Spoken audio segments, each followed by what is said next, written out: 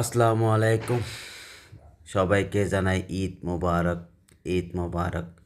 মাশাআল্লাহ, সবাই চলে আসতেছে ঈদগাহে সারি সারিভাবে ঈদের নামাজ আদায় করার জন্য। মাহে রমজানে 30টা রোজা রেখে ঈদের আনন্দ ভোগ করার জন্য সবাই আসতেছে আপনার ঈদের নামাজ পড়ার জন্য। মুমিন মুসলমান ভাই ও বোনদের জন্য আল্লাহ পাকে অনেক সুন্দর একটা দিন রাখছে। নবী সাল্লাল্লাহু আলাইহি সাল্লামের মাধ্যমে আমরা পেয়েছি। মাশাআল্লাহ, সবার দিনটা যেন সুস্থ ও ভালো কাটে, দীর্ঘ হায়াত দান করে। এভাবে যেন মুসলমান ভাইয়ে ভাইয়ে খাত মিলিয়ে যেন ঈদের নামাজ পড়তে পারি।